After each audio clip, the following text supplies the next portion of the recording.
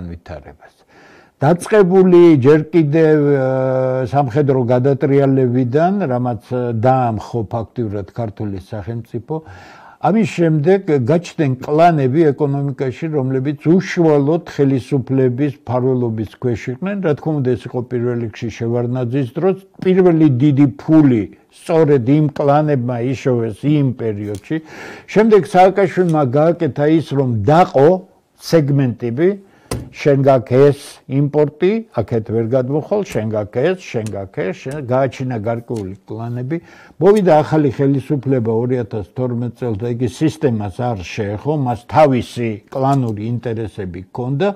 ამდენად საქართველოში თავისუფალი ეკონომიკური გარემო არ არის. აქ დამოუკიდებელი სერიოზული ბიზნეს ჯგუფის გაჩენა ფაქტობრივად შეუძლებელია, იმიტომ რომ მას უბრალოდ მოხუთავენ. ყველაფერი არის გაყოფილი, მათ შორის წინა ხელისუფლების დროს წართმეული და გაყოფილი ბიზნესები უკან არ დაუბრუნდა ხალხს, ხელუხლებელია ყველაფერი. დღევანდელი ხელისუფლება, წინა ხელისუფლება ერთი სისტემის ნაყოფი არიან და ამდენად ეკონომიკის მოდით ასე ვთქვათ, ოლიგარქიზაცია. ყველა სფეროში არის თავისი ოლიგარქი, ყველა სფეროში ამ ოლიგარქს მფარველობს ხელისუფლების უმაღლესი პირი, სხვა შემთხვევაში ვერავინ ვერ გააკეთებს ბიზნესს. რაც შეეხება წესიერ საქმიან ქართველებს, რომლებსაც მართლა შეუძლიათ საკუთარი შრომით მიაღწიონ და ახალი ბიზნესები გააჩინონ, მათ გადაკეტილი აქვს ფინანსური წყაროები. ერთადერთი წყარო დარჩენილია ბანკი საქართველოში, ბანკი კი თავად არის ჩართული ამ ყველაფერში, ამიტომ ბანკს თავისი ბიზნეს ჯგუფები ყავს, იგი მას სხვანაირად აფინანსებს, აქ ფასი ფულისა უზარმაზარია ბიზნესისთვის. მოდით პირდაპირ ვთქვათ, საქართველოს ბანკებში ბიზნესისთვის განკუთვნილი ცეცხლების პროცენტის დაფარვა ლეგალური სფეროში მომუშავე ეკონომიკური აგენტებისთვის შეუძლებელია.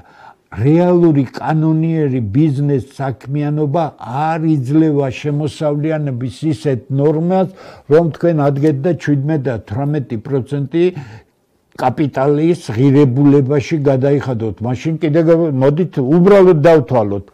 ამ ხელაფული ფული ღირს, ბიზნესი რო აკეთო.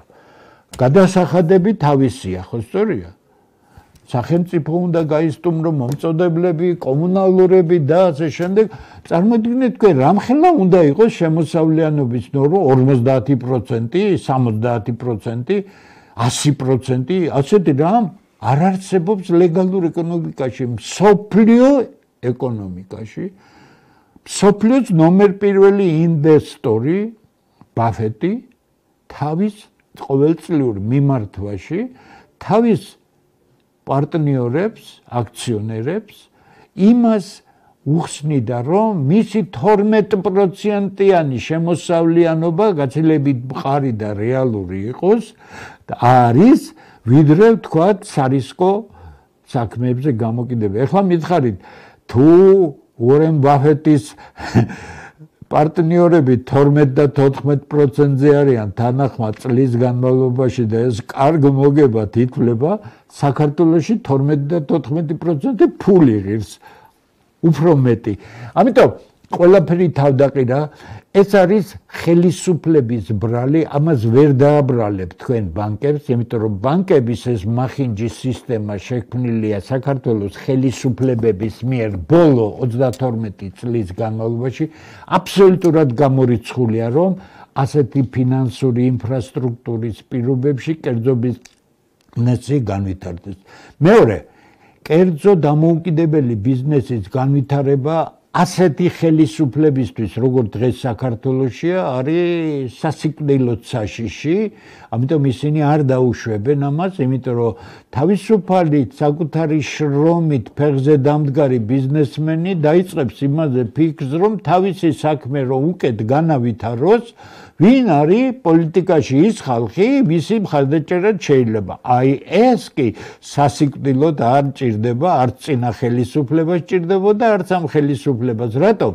თუ შენ აუმუშევარი ხარ, ცოლისთვის 30 წელი ერთი კაბა არ გიყიდია, ბელადის შემყურე ხარ, შენ გაცილებით კარგი სამართავი ხარ, ვიდრე ბიზნესმენი, რომელმაც თავისი შრომით კეთილდღეობა შეიქმნა და ის უკვე პრაგმატული ჭკვიანი ადამიანია, რომ საკუთარი მომავალი არ გაიფუჭოს არასწორი არჩევანი.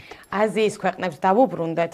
რა დარგებია საქართველოში, სადაც აზიის ინვესტიციები შეიძლება იყოს განსაკუთრებით ეფექტიანი, ასე ვთქვათ, აი მაგალითად ენერგეტიკა, ტექნოლოგიები, სოფლის მეურნეობა, ან ყველაზე მეტად სად შეიძლება აზიის ქვეყნებმა მოდით ახლა რეალობას თუ გადავხედავთ, ამ წუთში ყველაზე რეალური, ყველაზე სწრაფი შედეგის მომცემი არის, რა თქმა უნდა, სოფლის მეურნეობა, აგრარული სექტორი. რატომ?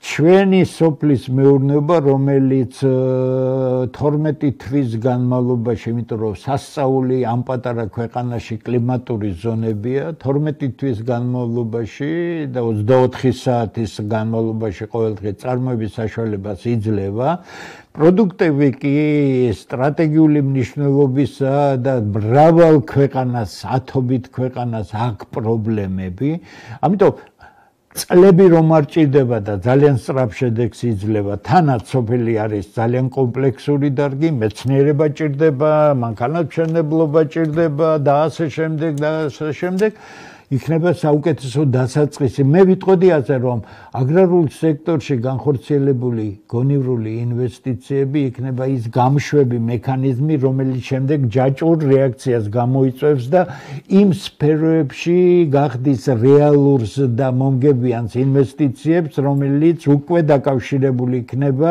სერიოზულ სფეროებთან. თავარი ამისთვის საჭიროა სახელმწიფო პოლიტიკა. განათლება, მეცნიერებაზე აქცენტი, პროფესიონალურ განათლებაზე აქცენტი, სამწუხაროდ ხელისუფლება შორსა ყველაფერი ამისგან. და ბოლოს თქვენი შეფასება როგორც ექსპერტის დღეს რა მდგომარეობა გვაქვს საქართველოში და როგორ შეიძლება გამოვიდეთ ამ მდგომარეობიდან? რა რიცით, როგორ უნდა გამოვიდეს ქვეყანა აქედან, ყველაფერი არა მარტო ჩამოყალიბებულია, არამედ დაწერილია.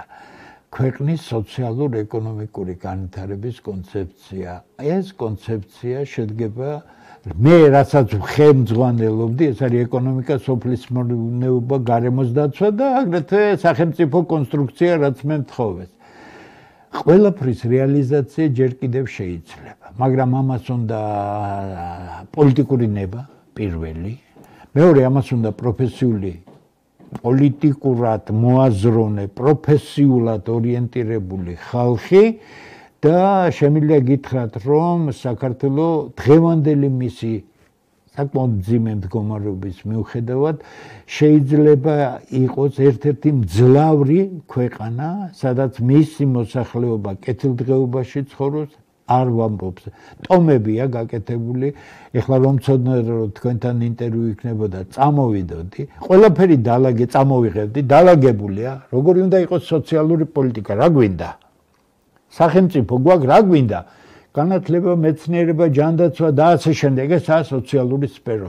რამხელა ამოცანებს ვსახავთ? ამას ემსახურება ეკონომიკა, ხო? ეკონომიკაც კი დაალაგება უნდა და ეს მაკროეკონომიკური პოლიტიკა, ანუ გადასახადები, საბიუჯეტო პოლიტიკა, ბიუჯეტ შორის ურთიერთობა და ფულად საკრედიტო პოლიტიკა. 4-ვე არის კატასტროფული. შემდეგ, რა კი ამას დავალაგებთ, ეხლა უნდა სტრუქტურული რეფორმები. ანუ რა ხდება, რა იქნება ენერგეტიკის სფეროში პოლიტიკა, გვაქვს შესანიშნავად გაკეთებული. რა იქნება სოფლის მეურნეობა, რა იქნება ტრანსპორტი, რა იქნება ინოვაციური ხაზს უსვამს საქართველოში, ყველაფერი გათვლილია იმისთვის, რომ ქვეყანა გადავიდეს ინოვაციური განვითარების რელსებს. კიდე გეუბნებით, ალტერნატივა არ არსებობს. თუ გვინდა, თუ არ გვინდა, ვიქნებით ამ უბედურებაში, პრიმიტიულ კვლავწარმოებაში, მექრთამეობაში ჩაფლული და იმპორტზე ჩამოკიდებული. მითხარით ერთი, რომელი სახელმწიფო პოლიტიკა გორის რაიონში ბაღს ჩეხავდეს ხალხი და შენ 4000 ტონაზე მეტი ვაშლი შემოგონდეს, ისიც საკმაოდ დაბალი ხარისხის, მაშინ რომელიც ვერ შეედრება, ვერც იმ ვაჭრს, რაც არის გორის რაიონში და ვერც სამხრეთ საქართველოში, ანუ სამცხე-ჯავახეთში არის. ესე იგი, კიდე გეუბნებით, ვაშლი შემოგაქვს, მწვანილი შემოგაქვს, კიტრი პამიდორი, თუ ამას კიტრი და პამიდორი ქვია, რა ვიცი, ეხლა კი შემოგაქვს, ხოცორია. ესე იგი, შენ უბრალოდ ამ კლანების მეშვეობით ახორციელებ იმას, რომ ის კლანი შენია. მოდით ეხლა ღიად ნუ დავმალავთ, კლანის ფული შენიც არის და შენ ეს ქვეყანა გადააქციე, ფულის, მოდით ქუთაისურად გეტყვით, ფულის საშოვნი ცეხი. კი იცით თქვენ ადრე ცეხები იყო ფულის საკეთები.